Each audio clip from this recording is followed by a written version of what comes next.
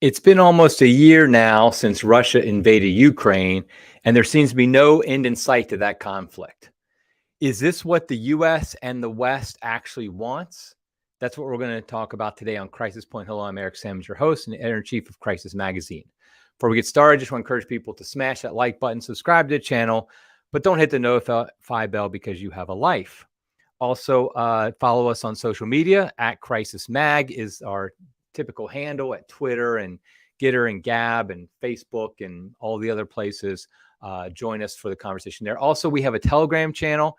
I encourage people, if you look at the bottom of any article at Crisis Magazine, there'll be a image that says join the conversation, go to Telegram. Now, I do require when you join the Telegram group that you have to have a real name you use. I can't prove it's your actual real name, but if it's some just handle with no picture on it, I'm not going to approve it because I'm trying to have that conversation be at least somewhat more moderated than maybe a YouTube channel, a YouTube video might have. Okay, so let me just go getting started now. So like I said, it's been almost a year since Russia invaded Ukraine. It was February 24th, I believe, 2022. Now we're in February 2023. So I want to give a little bit of an update of what's going on over there and how I see the development of what's going on. And I do this based upon, I do a lot of reading, to be honest, on this conflict, but I do a lot of reading outside the mainstream media. I do look at the mainstream media accounts of what's going on. I do follow that some to hear what the media narrative is, but I also want to follow what alternative media is saying, because so often they give information that the mainstream media is, if it's against their narrative, they're not going to share. Now, before I really get into this, I just want to make a couple of disclaimers. First of all, I've done a couple podcasts on the Ukrainian conflict, so I would recommend you go to those if you want to get a sense of my own views on this. I'm not going to try to explain the whole background here. I've done that in the past of how we got to the point where we are, got to the point of Russia's invasion, I should say. So I just encourage you to go back into the podcast and look for, just search on Ukraine and you'll find my previous podcast on that. Secondly, a disclaimer, I'm going to say things against the current thing. I do not have a Ukrainian flag in my bio on Twitter or anything like that. I just don't support the media narrative. And so if that triggers you, if you have a problem with that, I would just suggest perhaps you listen to something else right now. Also, if you want to call me a Putin stooge, I won't consider you a serious person. If you want to say I'm on the side of Russia and I support Putin's actions, then I don't treat you as a serious person, because you shouldn't be treated seriously if you say things like that. Here's how I look at it. There are three moral actors, so to speak, in this situation. You have Russia, you have Ukraine, and you have the West. Now, of course, in the West, there is multiple actors within that. But honestly, the West is dominated by the United States, also United Kingdom, as far as directing how things will be done. And so I compare it, for example, let's say you're in a schoolyard. You have these two people, these two boys who are getting ready to fight each other, or they're arguing, or whatever the case may be. You have a third party, maybe the crowd, or maybe somebody in the crowd, who's egging it on, who's doing things, intervening, like talking to one, talking to the other, saying, oh, that guy, he disrespected you. Oh, or look out, he's about to punch you, things like that. Well, in that situation, all three of those parties are part of the equation. And so guilt can lie at different levels in all three of those parties. And so saying that, for example, the third party who's not in the fight, but who's egging it on, saying he's doing something wrong, doesn't mean you're saying the two boys in the fight aren't doing anything wrong, or one or the other isn't doing anything wrong. It's simply saying that there's more than two parties in this conflict, in this fight. And I think the same is the case here. Now, since I live in the West and the audience of Crisis is predominantly in the West, I think it's important for us to look at the West's role in all of this. Yes, we can stand up here and we can condemn Russia. That's easy. Everybody does that. And where does it get us? Nowhere, other than just saying we condemn Russia. We can laud Ukraine, how great it is, how it's freedom loving and democracy and all that stuff. Where does that get us? It's not actually true, a lot of it. So that's a problem, but it doesn't get us anywhere either. But here in the West, we should really look at the role that we play that the West plays. And that's what this podcast today is about, really, is the West's role in all of this. And anything I say here doesn't mean I'm saying Putin is the savior of the world, Russia is great, Ukraine is terrible, anything like that. It's simply stating, let's focus on what the West is doing. So now the narrative we know, the media narrative that's pushed by the media, obviously the government and all the powers that be in the West, is that NATO, the US, they're innocent and benevolent supporters of Ukraine, which was invaded by Russia, unprovoked, it was a completely unprovoked invasion, and all fault lies with Russia, and zero fault lies with Ukraine, and zero fault lies with the West. And so if you notice, the most important thing there is that this was an unprovoked invasion, which means it just came out. If you really mean it's unprovoked, that means you mean that you believe it came out of the blue. There's nothing leading up to it other than just, I don't know, Putin didn't say he just wanted to imperial Russia, whatever the case may be. And so that's the narrative. And so that's what I'm going to say. I think there's flaws in that narrative. I think the West's role in all this needs to be looked at. Like I said, I had podcasts in the past where I talked about the West's role leading up to this, their role in the 2014 coup, for example, their role before that in pushing to get Ukraine as part of NATO. All these things that help lead to this situation we're in. But I want to talk about what's happened since the war started. And I think one of the biggest things is something that came out recently. There's been rumors of this, but this is the most backed up story we've seen so far about this, is that there was actually a peace agreement that almost happened in March of 2022, i.e. right after the conflict started, right after the invasion. There was a peace agreement that both Ukraine and Russia were very interested in potentially following, but the West basically killed it. And the real bad guy in all of this is Boris Johnson, the former prime minister of the United Kingdom. He's the one who really pushed to scuttle this peace agreement. So what happened recently then, the former prime minister of Israel, Naftali Bennett, he basically was involved in this. And he said that on March 4th, 2022, so that's only about a week after the invasion started, he traveled to Russia to meet with Putin. And he said he detailed and it was basically to be a mediator between Putin and Zelensky, and which he coordinated with the United States, France, Germany, and the UK. And so he said both sides agreed to major concessions during his efforts. He said the Russians agreed to drop the denazification as a requirement for a ceasefire. And they said they kind of defined that as a removal of Zelensky. Basically, we're not going to require Zelensky to be removed. They also wouldn't seek the disarmament of Ukraine. The only thing they wanted, the main requirement was simply that Zelensky would have to agree that they would not seek NATO membership, that Ukraine would not seek NATO membership. Ukraine, on the other side, they basically also made concessions. And so I'm trying to see where I have this written down here somewhere. Essentially, though, Ukraine and Russia were in agreement about this. But then Boris Johnson jumped in and he took an aggressive line.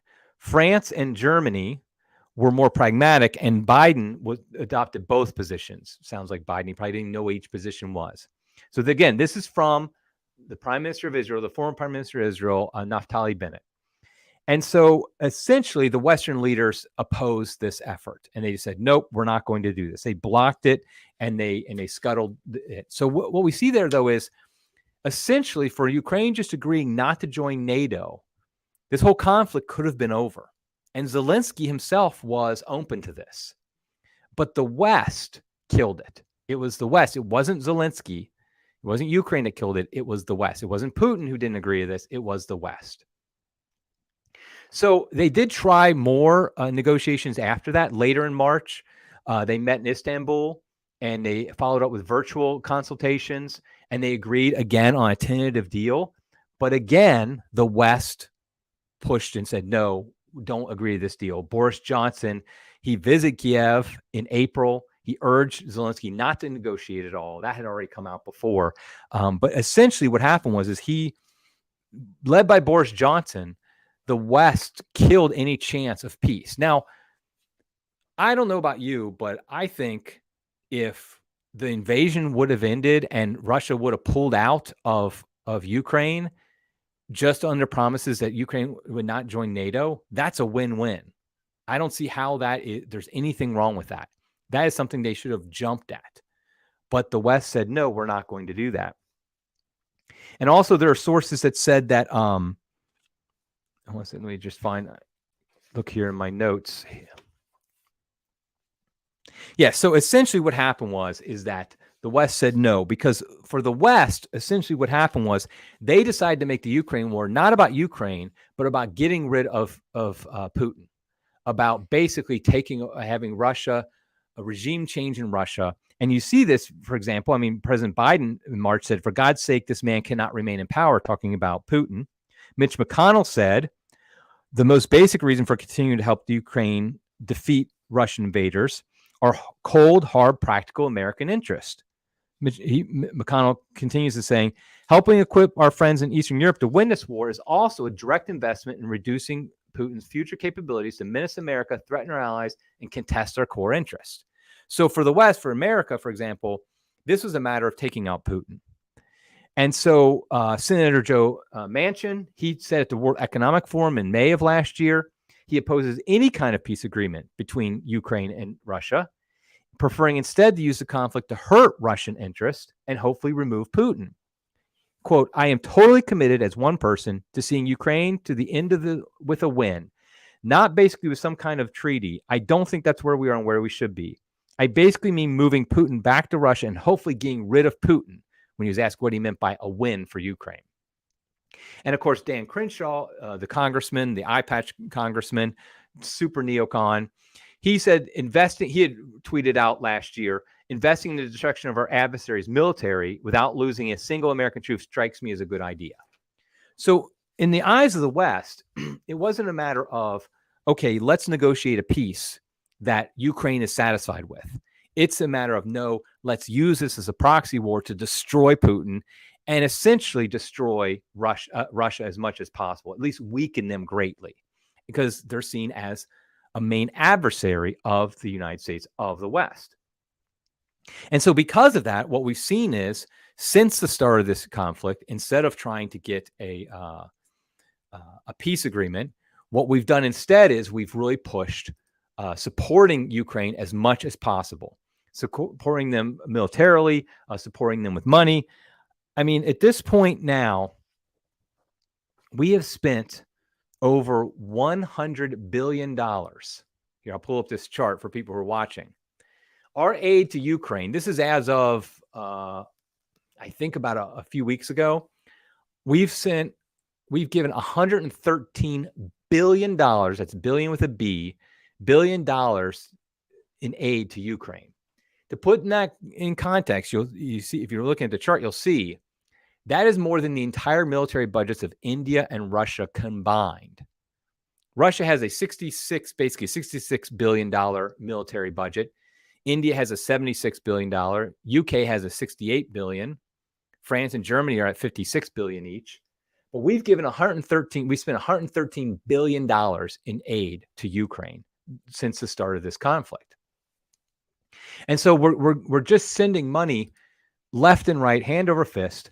And recently, we've actually had a few more. And so just here's an update of the weapons. This is just the weapons we've sent. We've sent tons of money in other ways. I don't know if you can see this on the screen or not. But essentially, as of this week, this is actually from the Pentagon, you can see that we sent $30 billion in just military aid. So just over 1,600 Stinger anti-aircraft systems, over 8,000 Javelin anti-armor systems, over 52,000 other anti-armor systems and munitions. And the list just goes on and on. I'll pull up on the screen. It's 2 pages worth, a list 2 pages worth of military equipment that we've been sending to Ukraine since the beginning of this war. And so ultimately, recently, I should say, the escalations of military equipment has gone up, because one of the biggest things we've done recently is we've actually sent tanks to to Ukraine. We're about to send them. We can't send them over quickly, but essentially what we're doing is we're sending 31 M1 Abrams tanks along with German. This is a reversal of a previous policy of both the United States and Germany. In March of last year, Biden explicitly said, no, we're not going to send tanks over there. That would be like World War III. Of course, over tanks. So we're sending now these significant military tanks over there. Germany as well. And Germany was not planning to send any tanks over either. I mean, just to take a step back here, the idea of Germany being involved in a war with Russia, that should send shivers down anybody's spine if you know anything about 20th century history. I mean, Germany has actually stayed out of most military conflicts directly since the end of World War II for obvious reasons. And now that they're planning on sending tanks as well, I think another country, I think it was Norway or something, is also going to send a couple tanks as well. But we're sending 31 tanks now to Ukraine. Also, we're sending long rockets. We're sending ground launched small diameter bombs that can hit targets up to 94 miles away, nearly twice the range of the munitions Ukraine is currently using with the U.S. supplied rockets they have now. So we're upping it. You know, we started from the beginning sending money to them. We sent certain military equipment to them, and now we're sending more advanced military equipment, tanks, longer range rockets. Now, I don't know how, if you take a step back, I don't know how you can say this is not a proxy war. This is clearly a proxy war between the West and Russia. And I don't know how you think Russia would think it's anything other than a proxy war with the West at this point, because we're sending so much. And just so you know, this is a bipartisan effort in America. Some Republicans are pushing Biden to send even more weapons, even more advanced weapons over to Ukraine. So this is not just Biden. Biden is a hawk of hawks. He's a neocon when it comes to war, and he's awful. But a lot of the Republicans are pushing it as well. They want to send more and more over. And so what we see this two things. First of all, in the past year, the West has scuttled any talk of negotiate peace. And second, the West has done everything it can to escalate the conflict by giving more and more, continue the conflict, escalate it, have it basically be never ending unless Putin himself is killed and Russia completely gives up 100% any of their claims in Ukraine, or just frankly anywhere. Because what we see is that the West is pushing for more than just Russia to leave Ukraine. And so why is the West doing this? Why did the West not agree to the peace settlements that happened last March? Why is the West continuing to escalate this conflict and make this like it's the most important thing for Americans to support and to push this conflict that's halfway across the world? I think the reason is what I said earlier, but is that the West wants to destroy Russia. It wants Russia to be no longer a power in the world. I think a lot of Western elites believe that a mistake was made at the end of the Cold War back 30 years ago. That at that time, there was the possibility maybe of really crushing Russia, breaking it up into multiple countries. And that wasn't taken. And so now a lot of Western elites believe this is the chance to do it, that now we can really do this. Angela Merkel, the former chancellor of Germany, for example, she talked about this recently. She said that the Cold War was never really ended because ultimately Russia was never pacified. Russia's primary offense, according to Merkel, is that it occupies a strategic area of the world that contains vast natural resources and it's critical to Western interest. And so basically, Merkel admitted what the West really thinks, is that the Cold War never really ended. And that because Russia wasn't pacified. And by pacified, she means, and the Western elites means, completely brought to heel. with no ability to have anything on their own, no power of their own. And that's exactly what the West wants. And so Russia becomes an obstacle. You know what it becomes an obstacle to? It becomes an obstacle to the continuation of the unipolar moment. What do I mean by that? Essentially, the unipolar moment means when there's one world power, one world power that's basically dictating how things are happening around the world. And since the end of the Cold War, since 1990, 1991, that unipower is America. And America took this unipower position as an opportunity to spread liberal democracy throughout the world, is what they're saying, spread American interests around the world. The problem is you can't spread liberal democracy from the butt of a gun, from the end of a gun. I mean, we saw that in the Middle East, what a disaster that was when Bush tried to spread liberal democracy in the Middle East through war. Same thing with Afghanistan. It's a disaster anywhere you try it. But the United States is clinging to this idea that they're the unipower. And the West goes along with them because the West knows, like United Kingdom, France, Germany, they know that the United States has their back, that they're part of that.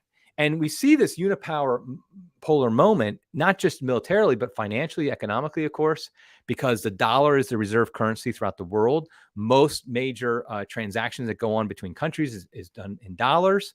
And so the United States is the big dog, and we don't want to stop being the big dog. The problem, of course, is over this time, China has grown into being a much greater power, and Russia has grown as more of a power. Now, it's weaker than the United States. It's weaker than China, but it is a serious power in the world. It's probably the third greatest power. If you look at the great powers of the world, those are the three. And the United States does not want that. Does not want there to be three. It wants there to be one and only one. And so anything it can do to weaken Russia, it is going to support.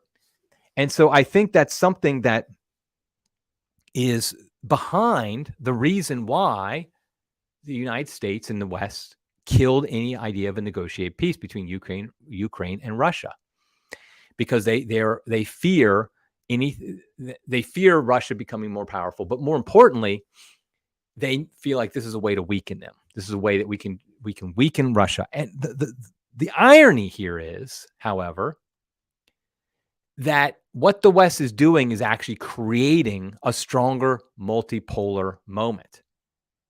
That's the irony here. In the United States' desperate attempt to remain the sole power in the world, it's actually accelerating the path to a multi-power world.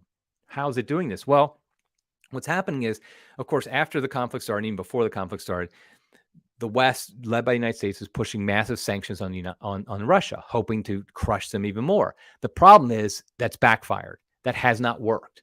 I mean, the supporters of sanctions will just keep saying, oh, just give it more time. No, it's not working. The fact is that Russia has not been destroyed economically. In fact, the ruble, after an initial crash of the ruble when the conflict started, has bounced back and is stronger than it used to be. And also, a lot of countries are getting tired of being told what to do by the United States. And so they are negotiating with Russia directly. Just recently, I saw a story that Saudi Arabia, which is one of the biggest United States allies in the world, it is considering trade in other currencies. That's language for we might directly trade with Russia in rubles. Because right now, like I said, most trade is done in American dollar. And that, of course, strengthens America, strengthens America's economy. But if all of a sudden Saudi Arabia is trading oil or whatever the case may be with Russia in rubles, and then Iran is doing this, Iraq, China, India, Pakistan, if countries start to just deal directly with Russia in rubles rather than going through the US dollar, that has major consequences, and it just strengthens Russia even more. Likewise, countries are turning to China as they see that the United States is hell-bent on its plan to try to just run the world forever. They're looking at other alternatives. And so China is becoming more attractive to them. And so instead of, I heard somebody just recently talk about the fact that if there's three major powers in the world, United States, which is by far the most, China, which is coming up strong, and in Russia, which is the weakest of the three, but still that. If the United States really feels like China is the biggest threat, and it should, what do you think it should do? Should it try to push Russia into China's arms, or should it try to bring Russia into its own orbit? I mean, common sense would say you want to have Russia on your side rather than on China's side, if that's really the case. But instead, what they're doing is they're pushing Russia more and more towards China by doing this. And so ultimately, then, what we see here is that the West, led by the United States, is doing all it can to make this war continue. Because to them, the war should not end until until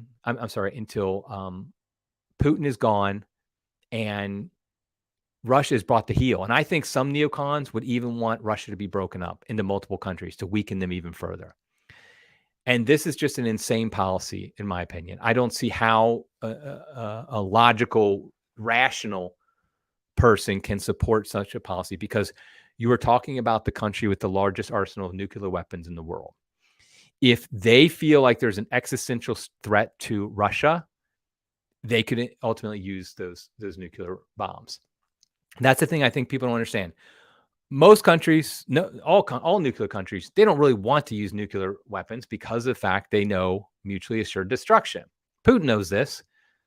Biden knows this. Well, who knows if Biden knows this? Biden's people hopefully know this. All these people know this. However, if you believe your country's an existential threat, then you will consider using nuclear weapons. Because ultimately, if Russia wins the war in Ukraine, and by that I mean they basically have the two eastern provinces, or the four eastern provinces in Ukraine, break away and become more friendly with Russia. Russia continues to control Crimea, and Ukraine still would have its the western parts would still rule itself outside of Russian influence, but wouldn't be part of NATO or the West. If Russia wins, ultimately that doesn't really impact America. We don't have an existential threat to that. And there's not an existential threat to most Western countries like the United Kingdom or France or Germany. However, if Ukraine wins, and by winning, we use the Western definition of Russia is completely removed, even from Crimea, and their defeat, and they're weakened greatly. Their economy and their military is greatly weakened, and Putin is removed. In Russian eyes, that's an existential threat. And so they have nothing to lose ultimately by using nuclear weapons, because they're already going to be in trouble. Now, I don't think they use nuclear weapons against America necessarily, but they would use them in Ukraine. And so that's why this is an insane policy. The idea that we can't have a Ukraine that is not part of NATO, I think is just ridiculous. Of course we can have Ukraine with that's not part of NATO. We should have Ukraine that's not part of NATO. So ultimately, that's the big push here. Now, there is some good news. I do want to give a little bit of good news. Recently, let me find this. The RAND Corporation, which is basically a national security think tank, and it will state things that the Defense Department basically wants it to state. It's very much in bed with government, and how it's going to make its statements based upon what the Department of Defense really believes.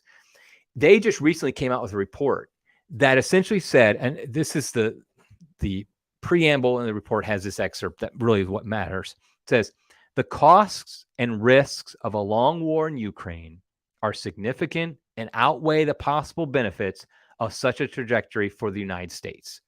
Ultimately, what the RAND Corporation was saying in this report they issued was that the United States does not want a long, drawn-out conflict in Ukraine.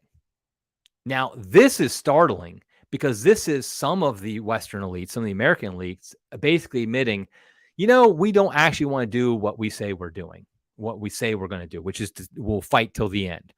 This is a significant member of the Washington elite saying that's actually not a good plan. It probably means that the Department of Defense is resisting on some level the neocon State Department and White House that just is like full speed ahead. No matter what, we just continue fighting. Whereas the Department of Defense is probably like, that's not necessarily the best idea. There are definite consequences. And we're seeing that. I mean, you see it in the fact that whenever there was a problem last year in America, supply chain issues, inflation, whatever, Biden would blame Putin.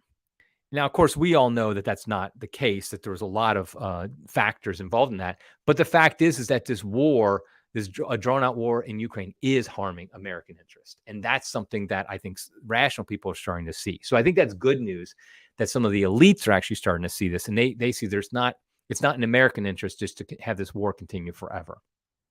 Okay, so ultimately, let me just wrap it up here and say, so what should we do? What's our attitude should be? I think we need to continue to oppose the narrative, oppose the narrative that we have to defeat Russia at all costs. We have to destroy Russia at all costs and eliminate Putin.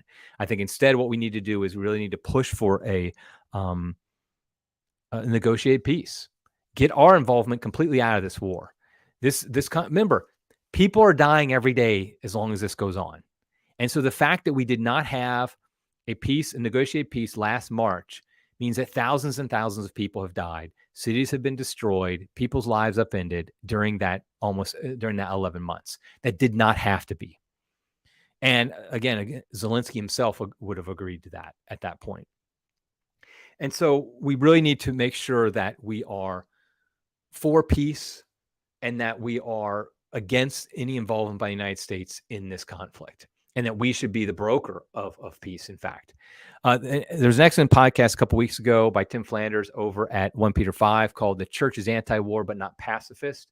If you want to understand kind of the foundations of why the Catholic Church, why Catholics, I should say, should really be pushing for peace in this situation, I think I would recommend that podcast. I'll try to remember to link to it in the show notes after we get off air, because I think that's a very good podcast to show. He's not talking about this specific conflict. He's talking about the foundations why the church abhors war. It's not pacifist. We don't believe there's no such thing as a just war, but at the same time, we do all we can to have peace. Just like Blessed Karl, Blessed Karl, who I'm talked about here. I have a nice bust here behind me of him. As Blessed Karl would have supported as well. Okay, so obviously the other thing we can do is we can pray and fast for the end of this conflict, pray for a peaceful resolution, a resolution to happen soon, and as just as possible. That's the thing I think people don't always realize, is that a resolution is not going to be ideal at this point. It's not going to be 100% just. What we need to pray and fast for is the most just possible. Putin is not going to be removed from office. Russia is not going to be destroyed. I don't think that would be just for Russia to be destroyed, by the way. But at the same time, both sides are going to need to make concessions. We might not like that. We might not want Ukraine to make any concessions. But the fact remains is this is the reality on the ground. And so we have to accept that and then push for the most just resolution we can. Okay, so pray to Blessed Karl for peace in that region. Pray to Our Lady of Fatima for peace to reign in Russia and in Ukraine. And until next time, everybody, God love you.